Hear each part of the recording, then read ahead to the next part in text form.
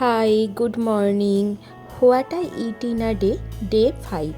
চলুন আজকে কি খাওয়া দাওয়া করলাম দেখে নিই। সকালে ব্রেড, ডিম সেদ্ধ এবং আমন্ড খেয়ে নিলাম। কিছুক্ষণ বাদে খেয়ে নিলাম লস্যি। এই লস্যিটা আমি কিছুই দিই না তেমন, টক দই এবং বিট নুন দিয়ে বানাই। তারপর কুলেখাড়া পাতার রস খেলাম। কিছুক্ষণ বাদ ডাবের জল খেলাম। আজকের লাঞ্চে ছিল ভাত, করলা সেদ্ধ, শাক ভাজা, চিংড়ি মাছ ভাপা বা ভাতে যেটাই বলবেন, তারপর রুই মাছের ঝাল, ডাল এবং টক দই। লাঞ্চটা আজকে ভালোই হলো। তারপর ফল খেয়ে নিলাম, পেয়ারা, মুসাম্বি, লেবু এবং জাম।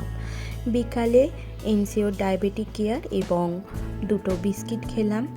সন্ধ্যার টিফিনে আজকে ছিল বাদাম ভাজা, মা পকোড়া বানিয়েছিল, চানাচুর সব দিয়ে মুড়ি খেলাম, পাঁপড় ভাজাও ছিল, খেয়ে নিলাম। রাত্রিরে ডিনারে ছিল রুটি, ভাজি এবং পকোড়া। চলুন, গুড নাইট।